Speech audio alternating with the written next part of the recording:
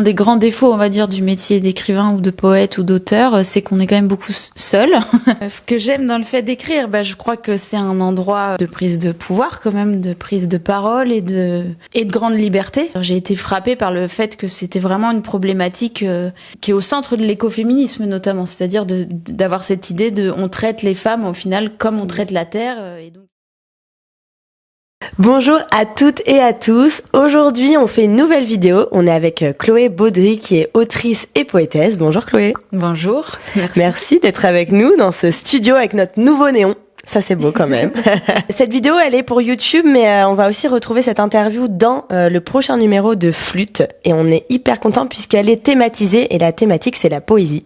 Donc, vous pourrez retrouver un reportage sur le Printemps des poètes. Vous pourrez retrouver la chronique d'Antoine sur un poète.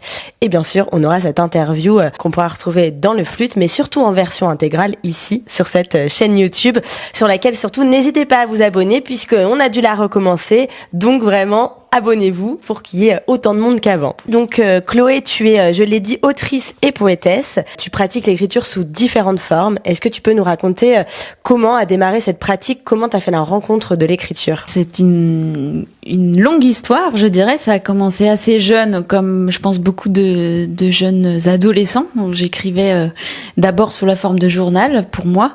Et puis ensuite, donc c'est une pratique que j'ai conservée depuis. Ça a pris beaucoup de place. J'ai fait une formation moi de théâtre pendant longtemps, j'ai été au conservatoire et donc je suis passée d'abord par le jeu, la mise en scène et en fait tout ce parcours-là était fort intéressant et très riche, mais en même temps je me disais vraiment moi je crois que ce qui m'intéresse le plus c'est les mots, les textes et donc ça a cheminé longuement en moi. Ensuite voilà, j'ai fait plein de divers boulots après mon baccalauréat, j'ai enchaîné plein de choses très très différentes. Je suis passée notamment par la radio mais aussi par des boulots agricoles, voilà, de saison. Et il y avait toujours l'écriture en fond. Et donc à un moment donné, au bout de cette année de travaux comme ça, un petit boulot, je me suis dit que j'allais reprendre des études. Et donc j'ai cherché une formation qui pourrait être la plus adaptée justement à cette envie d'écrire. Et donc j'ai commencé une licence en création littéraire et cinématographique à Marseille, qui était une licence, alors qui n'existe plus malheureusement maintenant, mais qui était une licence vraiment destinée à l'écriture. On avait des cours de théorie littéraire, d'histoire littéraire, et des cours d'histoire du cinéma, et en parallèle des ateliers avec justement des auteurs, des éditeurs, et donc mon cheminement un peu plus professionnel a commencé comme ça, et puis après ça n'a jamais cessé de prendre... beaucoup de place. Il y a une force des mots, on peut faire tellement de choses avec les mots. Qu'est-ce que t'aimes dans le fait d'écrire? Ah, c'est une vaste question. Ce que j'aime dans le fait d'écrire, je crois que c'est un endroit de prise de pouvoir quand même, de prise de parole et de grande liberté, parce qu'on peut vraiment faire tout ce qu'on a envie avec les mots, et je crois que en tout cas moi dans mon parcours personnel, je pense que c'est surtout ça, c'est de pouvoir affirmer une place et une parole qui n'étaient pas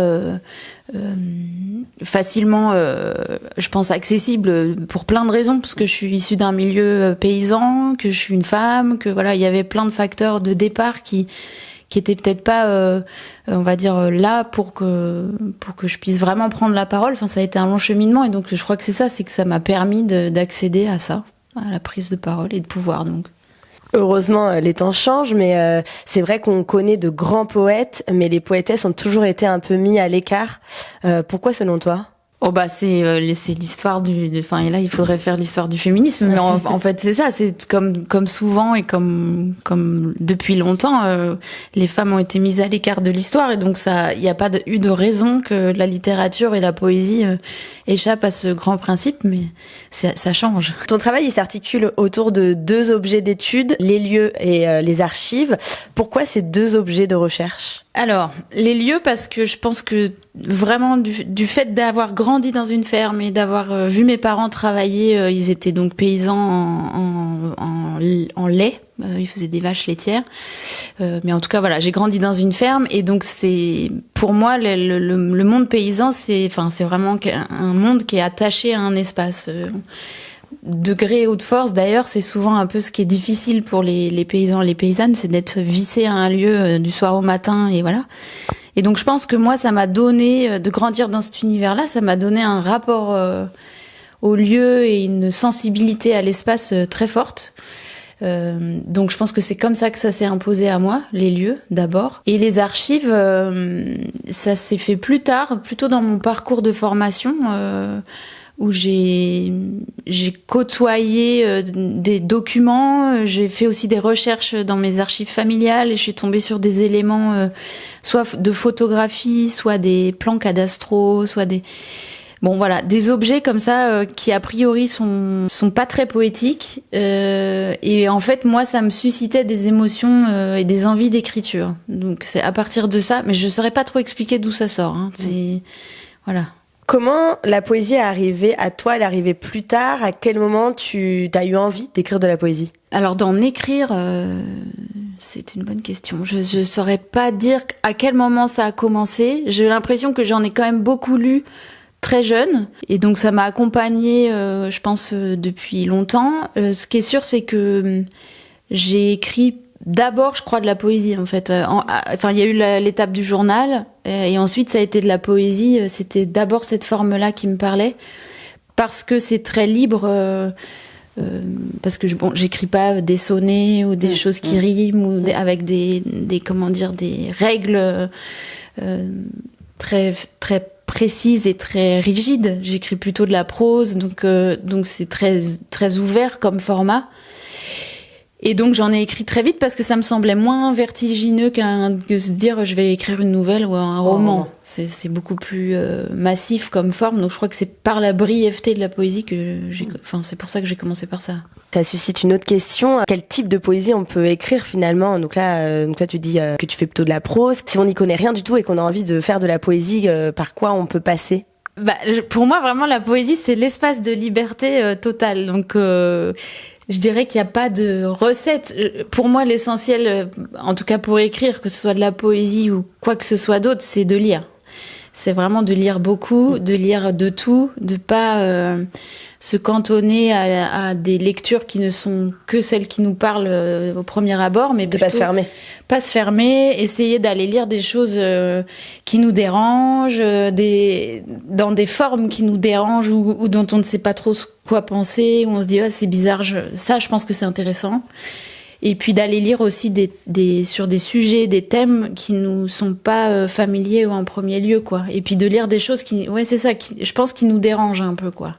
Pour essayer de s'y frotter, de voir ce qui nous plaît, mais aussi ce qui nous déplaît, et de se nourrir de plein de lectures pour pouvoir ensuite commencer à écrire. Et alors là, après, comment commencer? Moi, je dirais très simplement, c'est soit on pose les choses qui nous habitent sur une page, soit après, le pastiche, ça reste une bonne école. Hein, c'est-à-dire quelqu'un qu'on admire énormément, on essaye de faire à sa manière, en essayant nous de raconter ce qu'on a envie, et ça reste un bon début aussi pour se guider, on va dire. Ou alors on vient le 23 mai lire quelques textes qu'on aurait écrits par-ci par-là. Oui, voilà. Parce que le 23 mai, donc on va, avec la Maison de la Poésie de Poitiers, on va organiser une scène ouverte, donc qui aura lieu sous la passerelle de Montbernage. Ce sera à 18h. Et donc là, tout le monde est invité à venir lire, en effet, un poème, 2 poèmes. Enfin voilà, il suffira juste de venir à 18h, de s'inscrire sur la liste de passage comme pour une scène slam, et ensuite de lire devant les gens qui seront là ces poèmes. Et puis là, c'est le moment magique où on a des retours, et donc c'est très agréable. Donc on va parler de tes 2 recueils de poésie que tu as écrits. D'abord, il y a eu Eurydice incendie en 2020. Ensuite, Une possession en 2024, qui ont été tous les 2 écrits aux éditions Maintien de la Reine. On va d'abord parler d'Eurydice incendie, qui est en fait une réécriture du personnage d'Eurydice. Personnage à qui finalement on accorde très peu de place. Peut-être avant de rentrer dans le détail de ce recueil de poésie, est-ce que tu peux revenir sur le mythe très connu d'Orphée et d'Eurydice ? Oui, alors l'histoire d'Orphée et d'Eurydice, c'est que donc c'est un couple et Orphée donc est le dieu des poètes et donc se marie avec Eurydice. C'est le jour de leur mariage, donc ils sont censés être dans une prairie, tout est très verdoyant, idyllique. Le jour de leur mariage, Eurydice se fait mordre par un serpent, donc meurt et descend aux enfers. Et donc là, on est vraiment dans toute la mythologie grecque ancienne. Donc Orphée, à ce moment-là, peut redescendre descendre aux enfers, et c'est ce qu'il fait, il descend et il va négocier avec la reine des enfers la résurrection d'Eurydice, ce que la reine des enfers lui accorde à la seule condition qu'il ne se retourne pas sur le chemin du retour alors qu'il revient avec Eurydice. C'est-à-dire qu'il doit avancer en sachant qu'Eurydice est avec lui et qu'elle marche derrière, et surtout ne jamais se retourner. Si jamais il se retourne, ce qui a été accordé à Orphée est perdu et Eurydice meurt définitivement. Donc ça, c'est le mythe initial, et donc évidemment Orphée se retourne et Eurydice meurt définitivement. Voilà. Et donc ça se termine comme ça pour la version antique. Et alors, c'est quand même un personnage qui ne parle pas. On parle d'Orphée, mais jamais vraiment d'Eurydice. Et donc, l'envie de ce recueil, c'était de réécrire ce personnage. Est-ce que tu peux nous dire ce qui t'a inspiré et pourquoi t'as eu envie d'écrire un premier recueil là-dessus ? Alors, il y a plusieurs choses. En effet, donc j'ai fait mes études de lettres et je l'ai écrit à la fin de mon master, ce texte-là. Et donc moi, j'ai entendu en effet beaucoup parler du mythe d'Orphée et d'Eurydice. Puis j'avais lu Ovide, que j'aime beaucoup, parce que les métamorphoses, c'est quelque chose qui me parle beaucoup. Donc j'étais quand même très habitée par cette histoire-là, mais en même temps très agacée de me dire, mais en fait, on me parle toujours d'Orphée et d'Eurydice, mais elle est vraiment complètement silencieuse. Donc il y avait ce premier problème, on va dire. Par ailleurs, j'étais en train de finir un master donc de recherche-création aussi, mais dont la thématique c'était l'éco-poétique, donc toutes les questions d'écriture liées aux grandes questions écologiques, d'environnement, de rapport aux vivants, d'animaux et d'humains, enfin voilà. Donc c'était à la suite de ce cheminement dans le master où je me suis dit, bon bah voilà, il faut en fait reprendre Eurydice, lui redonner sa parole. C'est vrai que dans ce recueil, on parle évidemment d'Eurydice, mais on parle aussi d'écologie. Comment t'as réussi à faire le lien entre cette histoire de la mythologie grecque et l'écologie ? Il y a plusieurs choses. Il y avait le fait que pour moi, le traitement réservé à Eurydice, donc notamment le fait qu'elle est silencieuse et que Orphée vient, et dans la version d'Ovide, alors même si c'est une traduction, mais il vient vraiment réclamer son dû, quoi. C'est vraiment comme si il venait chercher son objet. Pour moi, quand je pense avec cette formation de master en éco-poétique qui à ce moment-là m'avait rendu très sensible à toutes ces questions-là, en relisant le mythe d'Ovide, je me suis vraiment, j'ai été frappée par le fait que c'était vraiment une problématique qui est au centre de l'écoféminisme notamment, c'est-à-dire d'avoir cette idée on traite les femmes au final comme on traite la terre, et donc il y a un rapport d'objet. Et donc là, c'était tellement évident parce que c'était quasiment les mêmes mots employés. Enfin, il y avait vraiment une résonance très forte à l'écoféminisme. Je me suis dit, en fait, c'est ça, je vais le réécrire. Et du coup, tisser des liens, pas seulement en me disant, voilà, Eurydice, elle va revenir du coup des enfers, mais seule, et elle va régler ses comptes avec Orphée. Mais dans ma version, Orphée, c'est son mari, mais c'est aussi plus généralement les hommes, mais aussi les humains au sens, dans la forme qu'ils ont d'exploiter le vivant. Comment Eurydice, dans ton histoire, dans ta version, quelle place elle prend exactement ? Pour ceux qui ne l'ont pas lu, comment tu pourrais expliquer comment t'as écrit finalement ce personnage ? Alors, elle revient seule des enfers et elle revient à un moment où il y a eu un énorme incendie. Elle sort, donc c'est un méga feu. Il se trouve que au moment où j'étais en train de l'écrire, j'étais en Grèce et qu'il y avait un énorme feu. En 2018, il y a eu un giga-feu et il y a eu plus de 100 personnes qui ont été tuées en Grèce. Et c'était un feu, comme tous ceux qu'on connaît maintenant tous les étés, qui était complètement lié au réchauffement climatique, et voilà. Et donc j'avais ce feu-là en tête en me disant ce serait quand même intéressant de voir, une fois qu'il est éteint, de revenir sur les braises et d'imaginer cette femme qui sort après cette catastrophe-là pour en donner sa lecture. Donc c'est ce que j'ai imaginé, je crois assez naturellement, parce que j'étais dans cette ambiance d'actualité en fait. Et puis surtout j'ai imaginé aussi qu'elle avait choisi d'embrasser le serpent plutôt que la version initiale d'Ovide qui consiste à dire qu'elle s'est fait mordre. Moi, j'ai imaginé plutôt un rapport, un rapport amoureux, ou en tout cas comme une érotique humain-non humain, en me disant, mais en fait, Eurydice, elle avait envie d'embrasser ce serpent, et elle était très contente d'aller faire un petit tour dans les enfers avec lui. C'est un choix finalement, quoi. C'est un choix, voilà. Et donc c'est à partir de ces deux choses-là, plus avec en toile de fond l'idée de me dire, vu que je fais une réécriture, je vais essayer de, là aussi c'était le côté un peu pastiche, peut-être que j'évoquais tout à l'heure, c'était de me dire, vu que je vais essayer de trouver une voix à cette Eurydice qui soit à la fois très proche de mon écriture et en même temps qui soit un peu mêlée à l'écriture d'Ovide. Alors en toute prétention bien gardée, bien sûr, mais en gros, il y a un truc un peu lyrique quand même, parce qu'il y a dans son écriture, il y a quelque chose d'un peu lyrique qui est très loin de mon écriture à moi. Mais voilà, l'idée c'était aussi de faire une métamorphose et une fusion de ces deux écritures-là.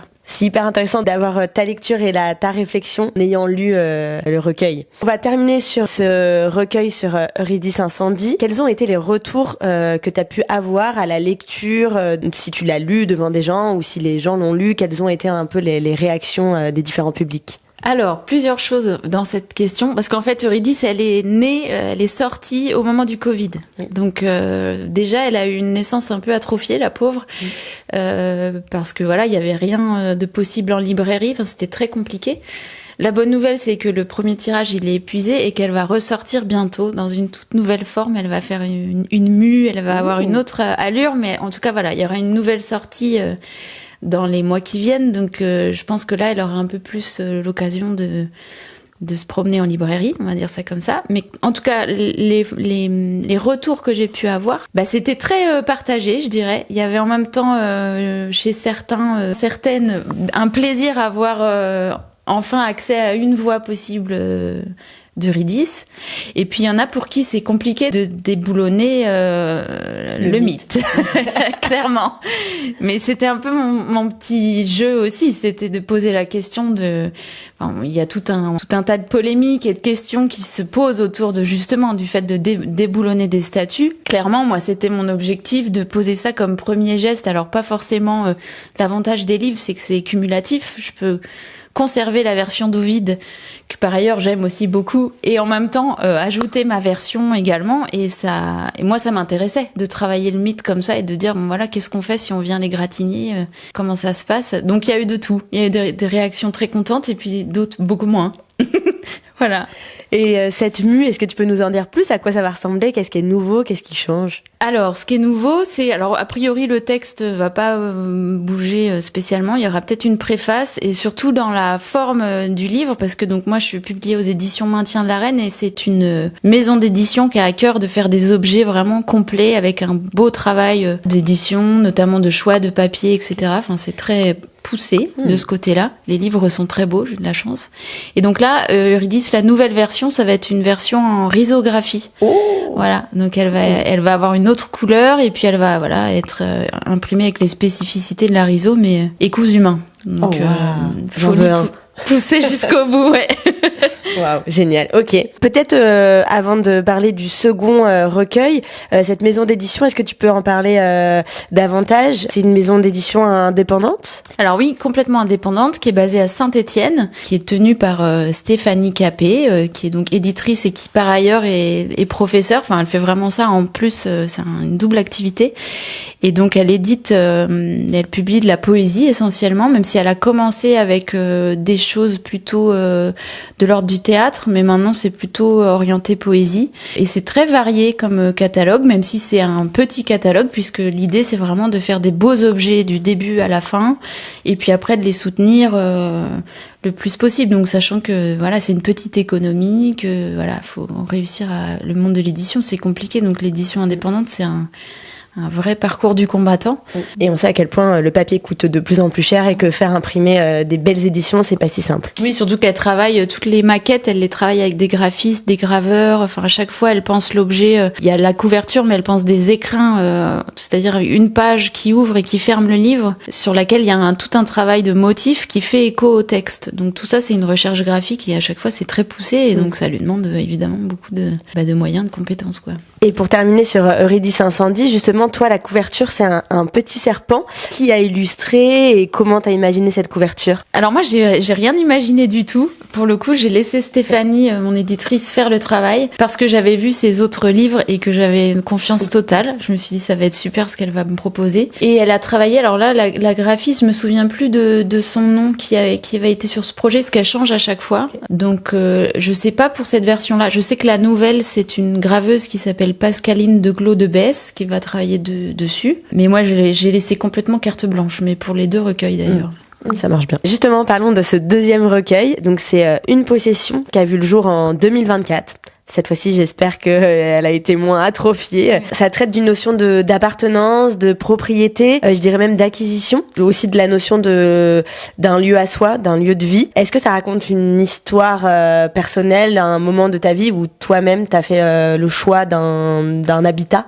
Oui, alors complètement. C'est un recueil que j'ai écrit sur 2 ans et qui est très narratif. Il y a vraiment un début, un milieu, une fin. Et je l'ai commencé au moment où je me suis décidée à acheter une maison, avec tout ce que ça comporte de questions. Ce qui traverse ma pratique et ma question de l'écriture, c'est toutes ces notions de propriété, d'appropriation. Alors ça se passait déjà dans Eurydice avec la question de se réapproprier un mythe et ça se passe aussi dans le travail que je suis en train de mener dans le cadre d'un doctorat en recherche-création. Je suis en train d'écrire un premier récit autour du remembrement agricole et donc sur la question de la réécriture du paysage dans les années 60 et notamment chez les paysans avec un échange de parcellaires, donc un échange de propriété de terre. Donc j'avais fait Eurydice, j'étais dans mon remembrement et j'ai décidé d'acheter une maison avec par ailleurs de l'argent notamment d'un héritage. Donc il y avait énormément de choses qui venaient s'agiter en moi sur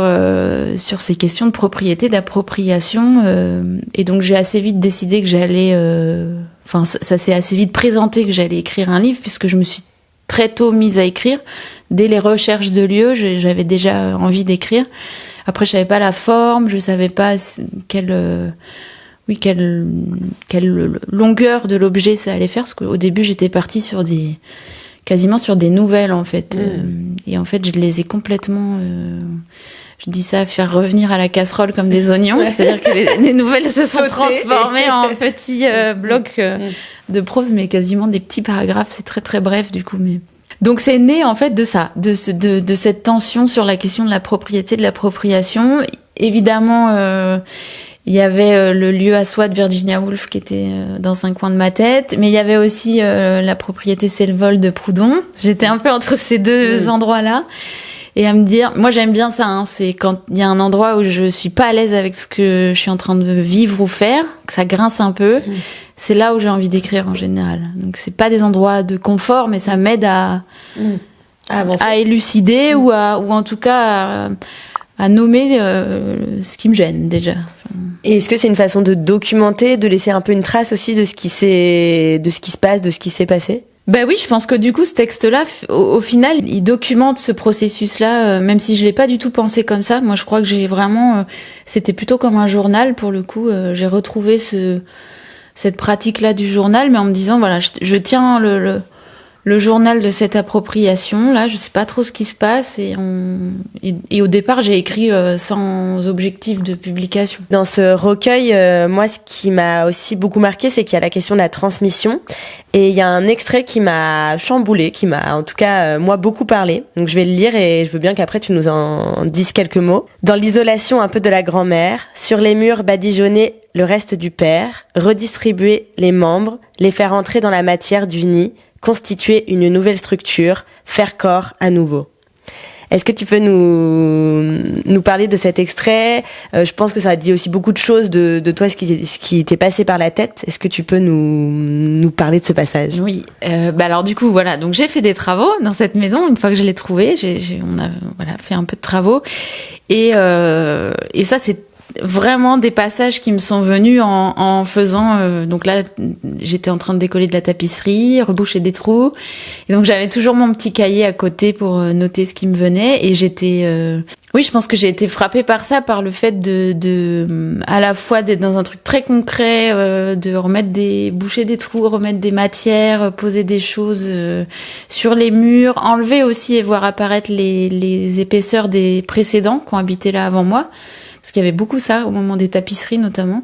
Et en fait, c'était ce lien entre le très concret de la matière et en même temps, j'étais tout le temps en train de me dire je peux le faire parce qu'il y a eu cet héritage et du coup, ça m'interrogeait sur qu'est-ce que je suis en train de mettre de mes ancêtres dans cet espace-là et est-ce que c'est vraiment si littéral que ça ? Est-ce que c'est ça ? Je suis en train d'étaler un peu de mamie, un peu de papa, un peu de... Voilà. Bon, c'est à la fois très imagé et en même temps, c'était très concrètement comme ça que je l'ai éprouvé, on va dire. Et tu disais que c'est un passage qui a marqué pas mal de personnes, non ? Oui, on m'en parle souvent, mais je pense parce que l'image, pour moi, elle est très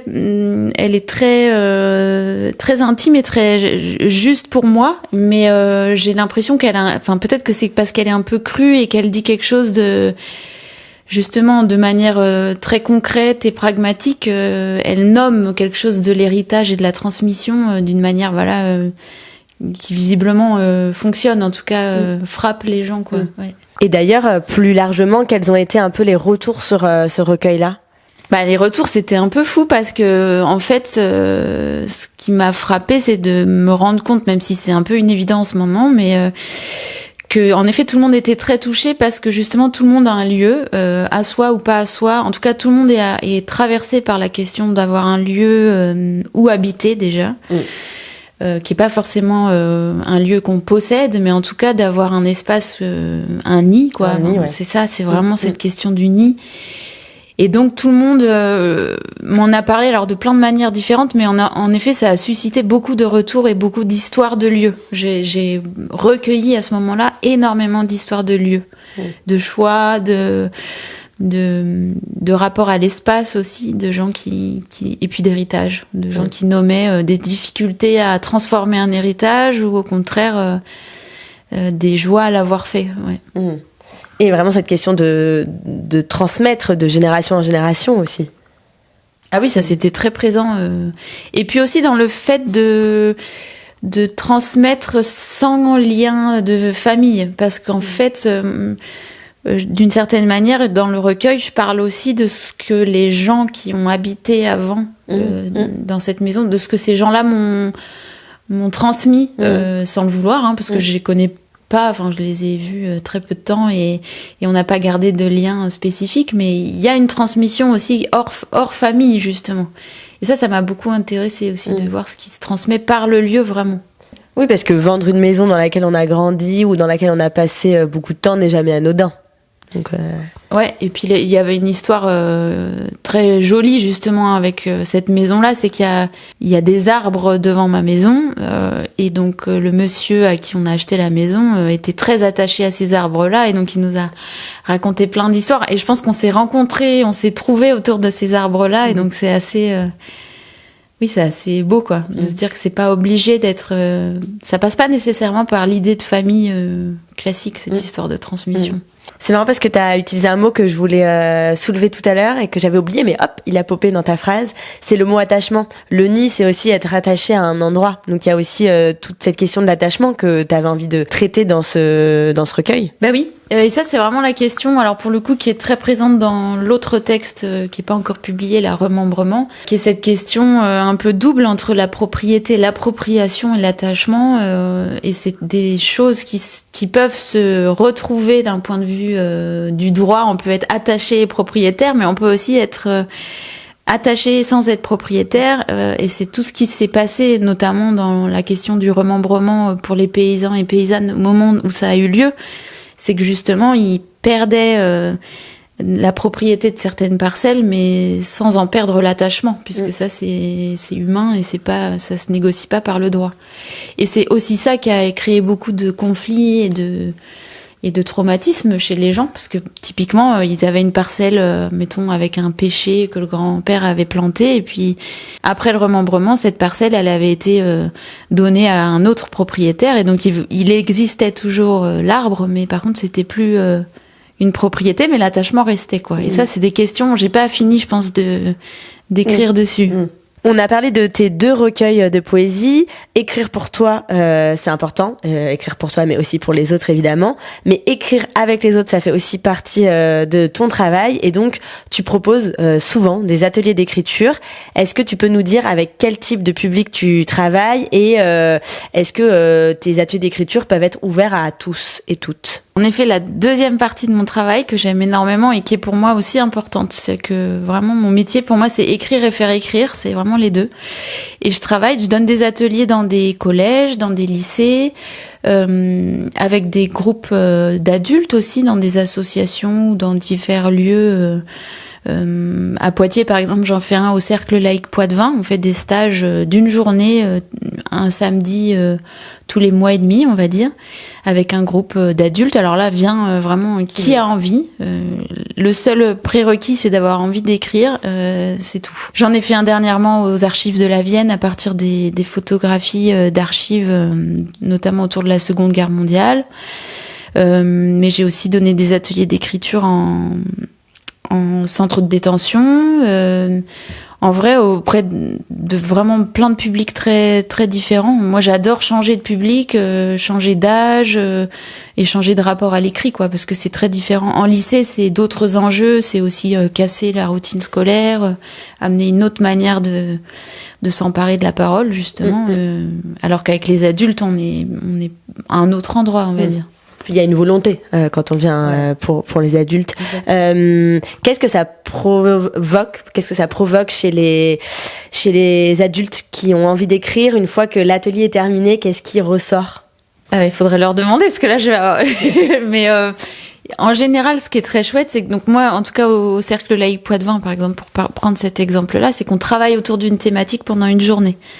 Donc par exemple la dernière fois c'était le personnage, mais ça nous est arrivé de faire une thématique sur les animaux. Enfin il y a vraiment tout type de projet et de journée. Mais en général ce qui est très bien reçu par les gens c'est que c'est une journée où on échange. C'est pas seulement une journée où ils écrivent, et en général déjà ils sont surpris parce qu'ils ont réussi à écrire.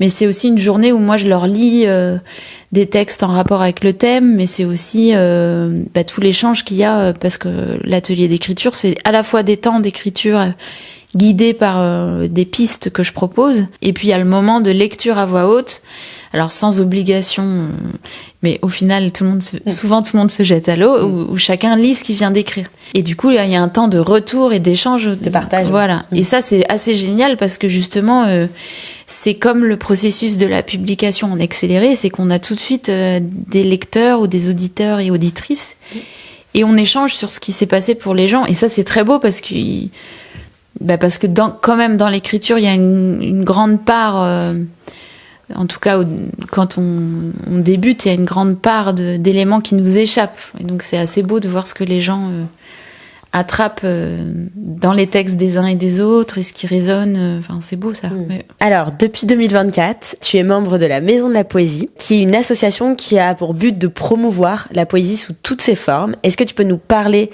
de la création de la Maison de la Poésie et des objectifs et des activités que propose la Maison de la Poésie? Oui, alors la Maison de la Poésie, c'est une ancienne association de Poitiers. En vérité, elle a... Alors, je vais pas dire de bêtises, mais plus de 20 ans. Et elle a été fondée au départ par un collectif d'amis plutôt, qui était soit composé de poètes et poétesses de la région, et aussi de gens qui étaient vraiment passionnés de poésie, quoi. Ils ont fondé cette association donc il y a quelques années.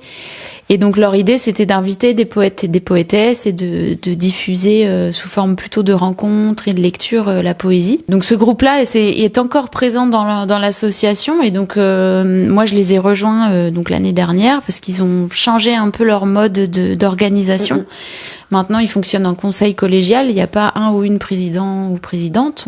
On est tous en conseil collégial et on fonctionne comme ça en groupe, ce qui est assez intéressant en termes de fonctionnement associatif, c'est assez chouette. Et donc là, l'idée c'est de renouveler un peu le fonctionnement de l'association et puis aussi les adhérents, les bénévoles, parce que même si l'association elle a pour vocation à diffuser la poésie sous toutes ses formes, elle est ouverte à toute personne qui a envie de se mêler de cette histoire-là. Il faut pas être poète ou poétesse pour être membre de la Maison de la Poésie de Poitiers, pas du tout. C'est qui vient est le bienvenu et la bienvenue.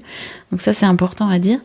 Et après, on essaye de transformer aussi les rencontres qui sont organisées, notamment parce qu'on a un local qui est en face de l'ancien centre de détention, pas très loin du Confort Moderne, mais qui est pas forcément un local toujours très accueillant. Donc on essaye de développer des partenariats dans la ville de Poitiers pour faire voyager la Maison de la Poésie et pour organiser des rencontres dans d'autres lieux. Donc de sortir des murs finalement, quoi. Exactement, ouais, de faire une maison mobile de la poésie. En gros, c'est le projet.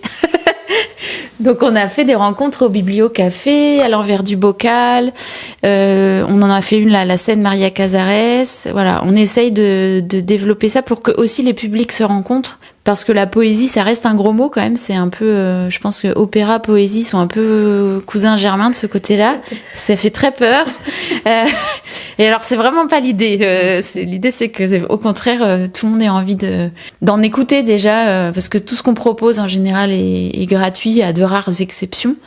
Et on fait venir des poètes et des poétesses de tous horizons, de toute génération aussi. Là, le Printemps des poètes, on a fait venir un poète hongrois, István Kemeny, et puis une poétesse et traductrice iranienne, Banafsheh Farizabadi, qui sont tous les deux... c'était des rencontres très passionnantes, c'était vraiment intéressant. Mais plus tôt dans l'année, on a fait venir Anna Nayoglou et Carole Bijou, qui sont des poétesses plutôt de ma génération et qui sont sur un autre type de poésie, plus contemporain, mais en fait voilà, l'idée c'est d'ouvrir à tout type de poésie, quoi, et de pas rester cantonné dans un endroit, parce qu'il y a un vrai renouveau de la poésie en ce moment, notamment parce qu'il y a tout un développement éditorial, plein de petits éditeurs de poésie qui font que tout le milieu de la publication poétique est très actif. Il y a plein de gens qui font des performances, des performances dessinées ou justement des choses qui sont voisines du théâtre. Il y a tout plein de choses autour des questions de ruralité aussi, ou de textes de personnes racisées. Enfin, il y a plein d'univers qui s'ouvrent et qui sont justement hyper intéressants. Donc, il y a vraiment de la matière à inviter plein de gens. Oui, c'est-à-dire qu'on sort du classicisme de la poésie et on développe des formes nouvelles, peut-être plus accueillantes pour diffuser la poésie, en fait. En fait, des formes qui sont adaptées à l'époque. Je pense qu'il y a quand même tout un questionnement dans la littérature aujourd'hui sur les genres et sur le fait de peut-être arrêter de cloisonner tout ça et d'essayer d'ouvrir. Et je pense que c'est une réflexion qui est présente dans tout le monde de l'art. Enfin, c'est pas seulement en littérature, dans le cinéma, dans les arts plastiques, c'est très présent. Et donc forcément, la poésie, elle s'empare de ça puisque c'est un espace de liberté un peu totale. Donc il y a plein de formes qui émergent et aussi des gens qui sont dans des formes plus classiques et qui sont tout à fait passionnants. Enfin, l'idée c'est ça, c'est de rester pour eux à toutes les formes, quoi, et d'être accueillant pour toutes et tous. Et donc là, tu as parlé de poètes et poétesses invités, mais qui ne sont pas en local. Est-ce que la Maison de la Poésie, c'est aussi un endroit dans lequel les poètes et poétesses de Poitiers peuvent venir performer, ou en tout cas être entendus et lus? En tout cas, c'est un endroit où on peut se rencontrer, parce que quand même, un des grands défauts, on va dire, du métier d'écrivain ou de poète ou d'auteur, c'est qu'on est quand même beaucoup seul. Donc, et puis que c'est important de se rencontrer, voilà. Donc, pour ça, la Maison de la Poésie, c'est intéressant parce que justement, on se rencontre entre poètes et poétesses. Pour l'instant, on n'a pas fait de soirée dédiée, on va dire, à un ou une d'entre nous. Parce qu'on a plutôt à cœur d'ouvrir et de faire venir des gens Mais en revanche, on organise une fois par an une scène ouverte où là... c'est plutôt local. C'est plutôt local et voilà, c'est local. Il y a les gens, les poètes et poétesses, on va dire confirmés, et puis des gens qui ont envie de lire un poème. Enfin, c'est plus mélangé, quoi. Et justement, si on reste sur le local, la question du local, comment est le paysage de la poésie à Poitiers et alentours? Alors je dirais qu'il y a peut-être 2 générations aussi. Donc il y a tout ce réseau de gens qui ont fondé la Maison de la Poésie, Jean-Claude Martin, Véronique Joyot, Elisabeth Péloquin, qui sont donc des gens qui ont écrit des recueils depuis de nombreuses années. Et puis après, il y a des gens plus jeunes. Donc il y a moi, mais il y a aussi Blandine Merle qui vient d'avoir un prix pour un recueil qui s'appelle Naître et mourir, qui est apparu aux éditions Gallimard. Voilà, pour l'instant, moi, c'est ce réseau-là que je connais, mais après, il y a des choses qui se font, notamment à Chauvigny, plus largement, pas seulement à Poitiers, avec le Clou, notamment, qui est un espace qui œuvre pour la diffusion aussi de la poésie sous plein de formes. Donc voilà, il y a aussi eux dans le pourtour de Poitiers, on va dire. Et puis l'idée, moi j'ai rejoint la Maison de la Poésie donc il y a 1 an. L'idée c'est de susciter des liens et de faire des rencontres. Parce que voilà, on est quand même très isolés et donc l'idée c'est de se découvrir aussi par ce biais-là. Donc les poètes et poétesses, n'hésitez pas, venez. Selon toi, qu'est-ce qu'une association comme la Maison de la Poésie peut apporter pour une ville comme Poitiers?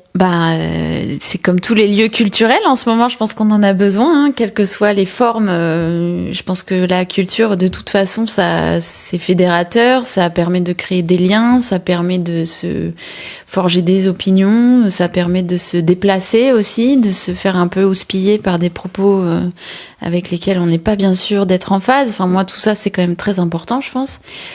Et puis la poésie, vu que ça reste, même si je disais tout à l'heure, il y a un engouement, et il y a une espèce de moment poétique, en tout cas à l'échelle du milieu littéraire.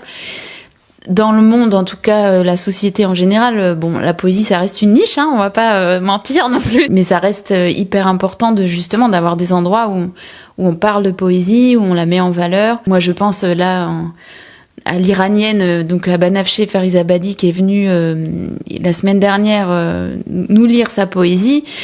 C'est quelqu'un qui est exilé en France depuis 1 an, elle peut plus rentrer dans son pays, notamment à cause de sa poésie. Et quelqu'un lui posait la question à un moment donné dans l'assistance de à quoi ça sert la poésie, est-ce que les gens, les poètes en Iran, est-ce qu'ils sont engagés? Sa réponse était limpide et sans détour, c'est-à-dire que être poète, c'est être engagé.